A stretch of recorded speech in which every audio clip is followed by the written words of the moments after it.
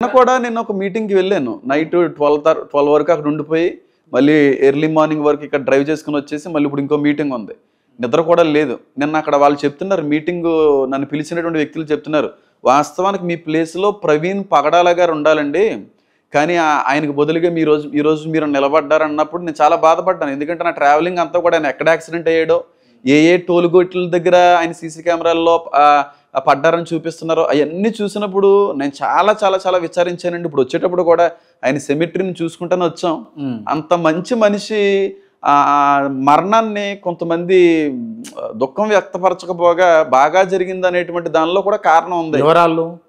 కొంతమంది ఉంటారు కదా, కొంతమంది అంటే క్రైస్తవులా లేకపోతే ఇప్పుడు ఎవరినైతే ఏ దేవుళ్ళనైతే ఏ మత గ్రంథాలనైతే వివరిస్తూ కొంతమంది మనోభావాలను దెబ్బతీసే విధంగా ఈయన మాట్లాడారో వాళ్ళు కొన్ని విషయాల్లో స్టార్టింగ్లో కొంచెం అలా మాట్లాడవలసి వచ్చింది. వాస్తవానికి ఏ మనిషి వచ్చిపోయినా ఆనందించే వ్యక్తి అంటే ఎవరు ఉంటారు? కొంతమంది అంటున్న విషయం ఏంటి అంటే ప్రవీణ్ పగడాల మరణాన్ని క్లియర్గా క్రైస్తవులు వాడుకుంటారు అని అన్నారు. నిజమేనా? ప్రవీణ్ పగడాల గారి యొక్క మరణాన్ని కొంతమంది క్రైస్తవులు వాడుకుంటున్నారు. కొంతమంది క్రైస్తవ పాస్టర్లు, కొంతమంది అందరూనండి. కొంతమంది మరి మీరే అంటున్నారు కొంతమంది అని. అంటే దీన్ని మీరు అగ్రీ చేస్తారా? అగ్రీ చేస్తానండి, 100% అగ్రీ చేస్తానండి. కొంతమంది పాస్టర్లు ఆయన యొక్క మరణాన్ని బట్టి ఫేమస్ అవ్వడానికి ప్రయత్నించిన వ్యక్తులు ఉన్నారు.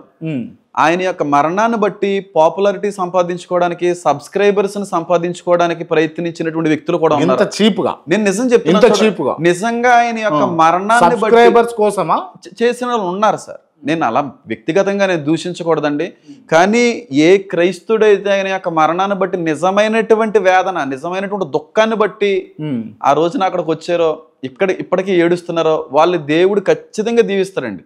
కానీ ఎవరైతే పైకి నటిస్తూ ఆ కారణాన్ని బట్టి కూడా గొప్పలు అయిపోలే, ఫేమస్ అయిపోలే, సబ్స్క్రైబర్లు పెంచేసుకోవాలి అన్నట్టుగా ఆయన మరణాన్ని కూడా యూజ్ చేసుకునేటువంటి వ్యక్తులు చాలా తక్కువ మొత్తంలో ఉన్నారు.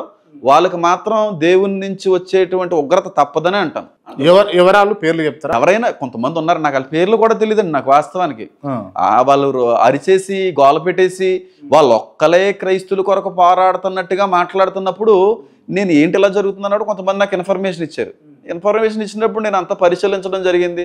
నిజంగా వాళ్ళ యొక్క మాట తీరు కావచ్చు, వాళ్ళ యొక్క పద ఉచ్చారణ కావచ్చు, వాళ్ళ యొక్క హావభావాలు కావచ్చు, వాళ్ళ యొక్క పదజాలం కావచ్చు, అసలు క్రైస్తవ్యానికి అనుకూలమైనటువంటి పదజాలమే కాదు అసలు. Right, okay.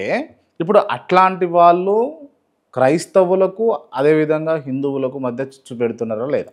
ఎవరండి మీరు చెప్తున్నట్లాంటి వాళ్ళు? వాడకూడని పదజాలం వాడుతూ, వాడకూడని ఆవేశంతో మాటలతోటి మాట్లాడుతూ ఇటు క్రైస్తవ సమాజానికి ఇటు హిందూ వర్గాలకు చిచ్చులు పెడుతురా లేదా? ఎవరండి?